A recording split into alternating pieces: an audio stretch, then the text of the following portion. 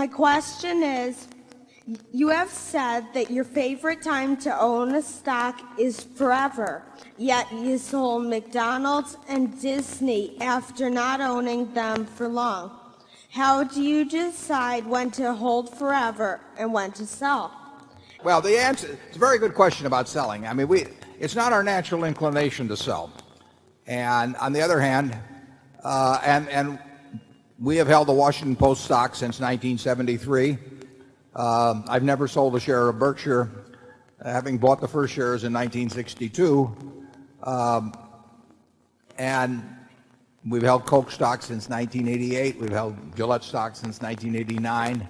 Held American Express stock since 1991.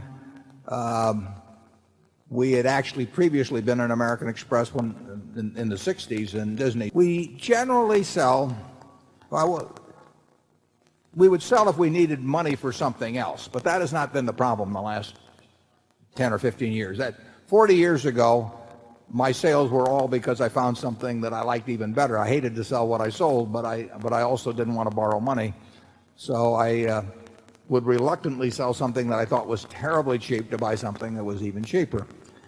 Those were the times when I had more ideas than money. Now I've got more money than ideas, and that's a different equation. So now we sell really when we think that when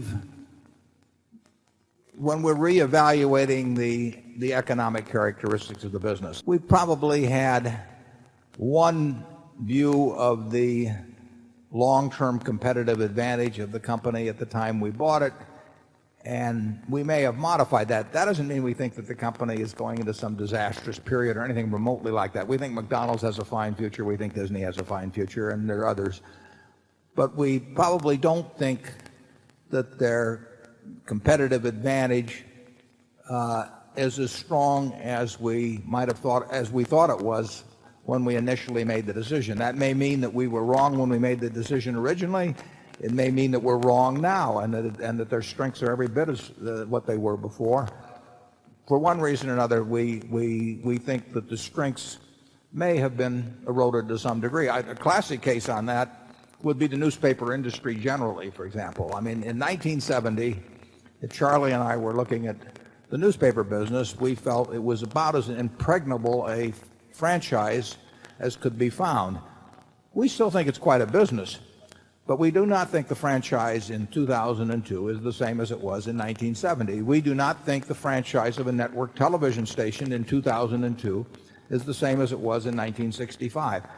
And those beliefs change quite gradually, and who knows whether they're precise, whether they're right even, but that is the reason in general that we sell now. If we got into some terribly cheap market, we might sell some things that we thought were cheap to buy something even cheaper after we'd bought lots and lots of equities, but that's not the occasion right now.